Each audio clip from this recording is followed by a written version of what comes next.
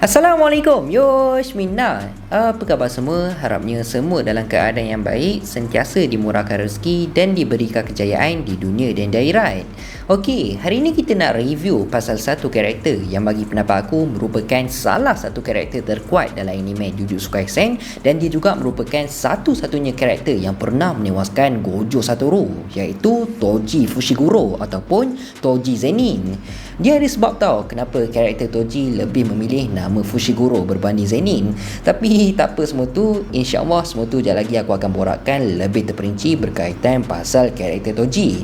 Macam biasa, untuk dalam video kali ni memang totally mengandungi spoiler. So kepada sesiapa yang tak suka dengan spoiler ke apa, korang boleh skip video ni, ok? Tanpa melengahkan masa, jom kita start sekarang. Toji Fushiguro merupakan ayah kepada Megumi Fushiguro, dan dia ada gelaran The Sorcerer Killer ataupun Jutsu Shigoroshi.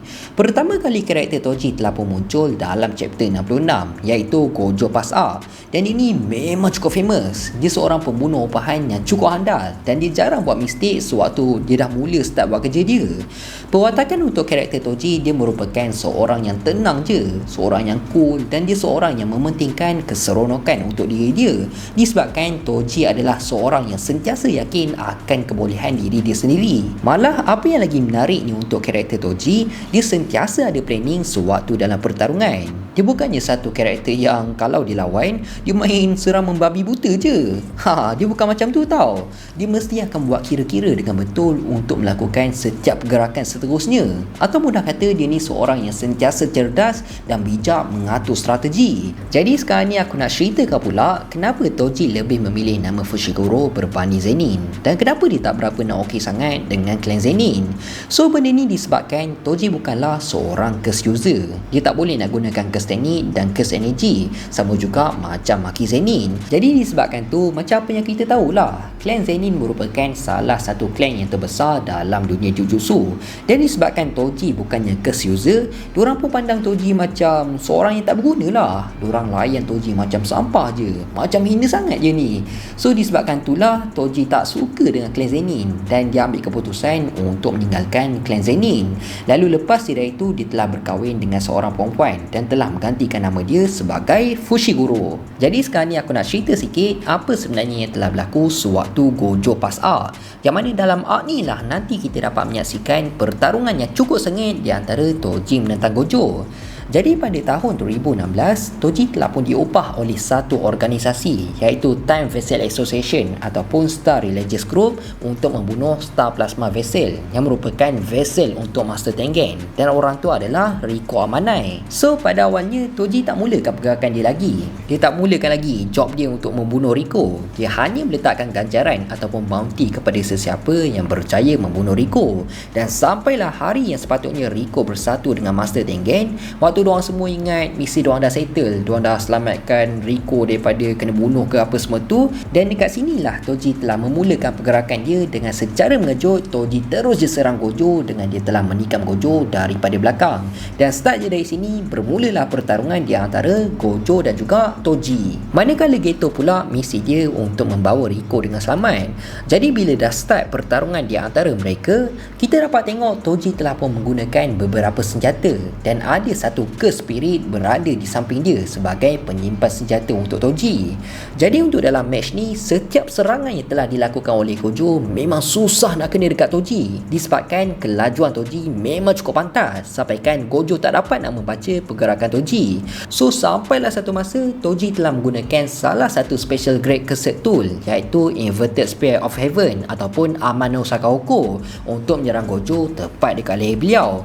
Dan senjata yang telah digunakan oleh Toji mampu untuk mematahkan setiap curse teknik.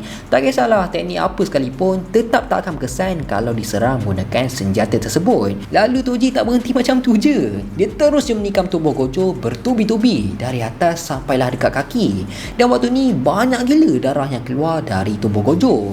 So boleh dikatakan untuk pertarungan first round ni, Toji adalah pemenang untuk pertarungan tersebut. Dia telah berjaya menewaskan Gojo Satoru. Lalu lepas dari itu, dia terus menuju untuk memburu Riko Amanai yang dijaga oleh Geto. Dan malangnya juga Geto gagal untuk melindungi beliau selepas Riko telah ditembak oleh Toji tepat dekat kepala beliau. Jadi start je dari sini, Toji pun telah bertarung dengan Geto pula, dan Toji tak ada masalah pun untuk menewaskan Geto.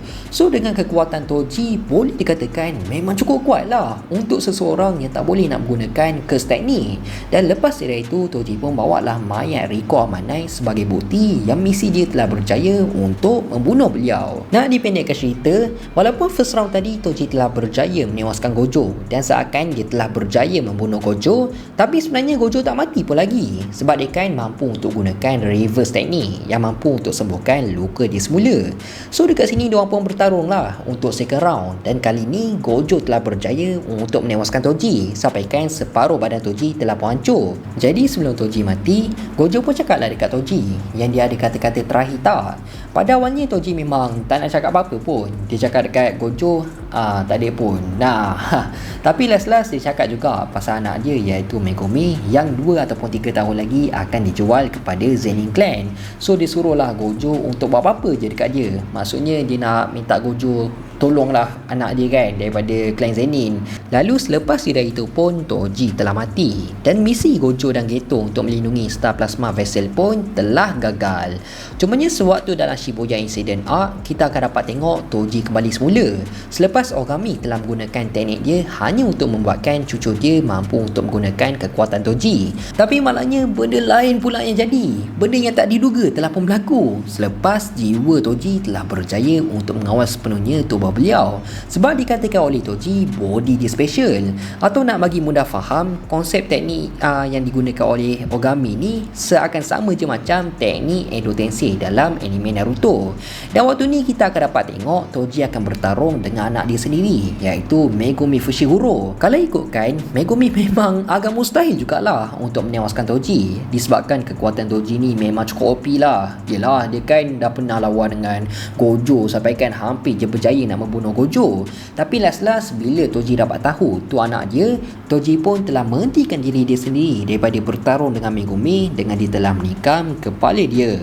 Dan sampailah ke hujungnya, Megumi tak tahu pun orang yang dia tengah lawan tu merupakan ayah dia sendiri. Cumanya tengok dari reaksi Megumi, aku dapat rasakan berkemungkinan besar dia dapat rasa dan kenal orang yang dia tengah lawan tu adalah ayah dia. So tu je lah kot secara ringkas untuk karakter Toji. Dan skill bertarung untuk Toji memang cukup luar biasa. Dan dia ni memang aku boleh letak dekat dalam top 5 karakter terkuat dalam anime Jujutsu Kaisen. Sebab ada dalam satu pertarungan ni, kita dapat tengok sewaktu dalam Shibuya Incident Arc, Toji dengan mudah je berjaya menewaskan Special Grade Curse Spirit iaitu Dagon yang telah bertarung dengan 4 karakter yang cukup kuat tau, iaitu Megumi, Maki, Nanami dan juga Naobito.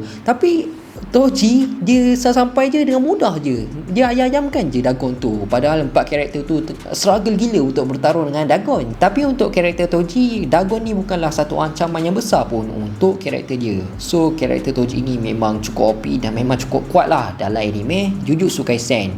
Malah sekarang ni kita dapat tengok karakter Maki Zenin pun dah seakan mirip dengan karakter Toji disebabkan kekuatan dan aura dia sekarang memang macam sama gila dengan karakter Toji. Dan aku memang looking forward gila untuk karakter Maki Zenin menyertai Cooling Game. Kalau kita tak panggil Maki Zenin buat, aku rasa okey je. Baik kita panggil Uchiha Maki. Lagi sedap kan? Sama je karakter Maki dengan Itachi pun, sebab diorang berdua dah ratakan ke semua klan diorang sendiri. Jadi aku rasa sampai sini je lah kot video kita untuk kali ni. Aku harap korang semua enjoy dan penyampaian aku jelas. Kalau ada fakta aku kurang ke apa, info aku terbagi salah ke apa, korang boleh betulkan kat ruangan komen, okey? Teruskan support Faiz di studio untuk mendapatkan 250,000 subscribers dalam tahun ni. Aku nak minta maaf sangat kalau aku ada buat silap, terkasar bahasa, tersalah cakap. Aku nak minta maaf sangat. Aku hanya manusia biasa, tak lari daripada kesilapan. InsyaAllah kita jumpa dalam next video. Assalamualaikum, bye bye.